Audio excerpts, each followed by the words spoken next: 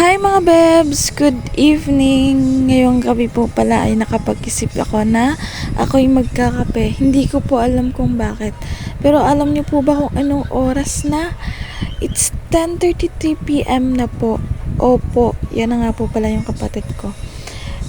Naglalaro siya kaya dyan muna siya.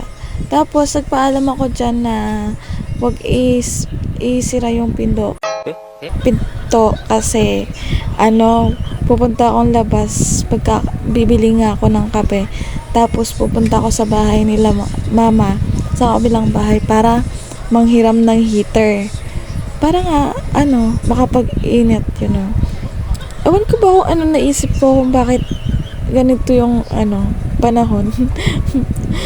Ang lamig kasi kaya magpapainit tayo ng kape, syempre. Baka iba yung iniisip nyo mga utak nyo pa naman. Ayan na nga po, nandyan na tayo sa tindahan at bibili na po tayo ng kape. Yung kape natin is yung Kopiko Black. Oo, Kopiko Black, syempre. Kape at asukal pala. Yan kasi yung kahilingan kong kape na. Tapos pumunta na ako sa bahay nila mama para manghiram ng heater. Tapos nagtanong si mama dyan, sabi niya, bakit anong oras na? Anong gagawin mo sa heater? Sabi ko, secret. Tapos sabi niya, pero joke lang mama, magkakape ako. Tapos yan na nga, binigay niya na nga sa akin yung heater. Pero pinagalitan niya nga ako dyan kasi anong oras na daw, lumabas pa ako ng bahay para lang magkape.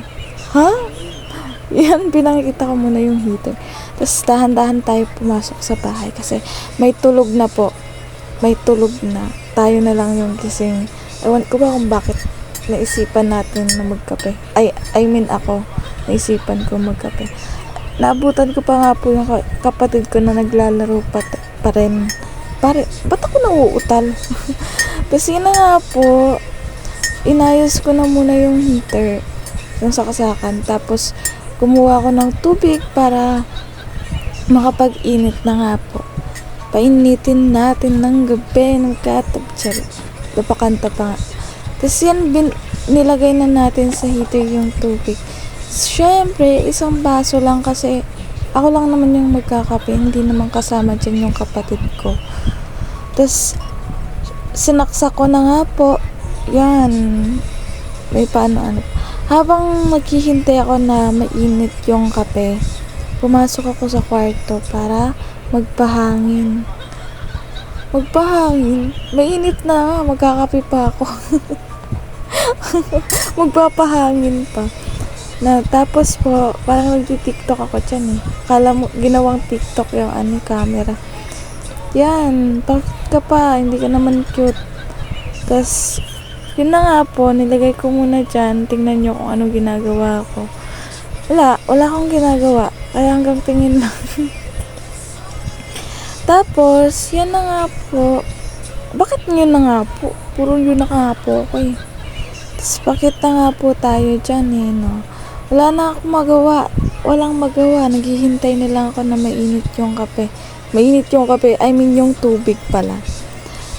Pero, syempre, maya-maya dyan, mainit na yung tubig. Pupuntahan natin.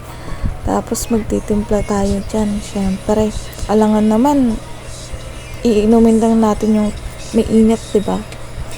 Tapos, yan, langaw naman yan. Grabe. Langaw, lamok. Ang ingay. Di, chucho. Tapos yun na nga po, magtitimpla na tayo. Yan. Kape at asukal. Tapos, yan. Tara, samahan nyo akong shake. Yan.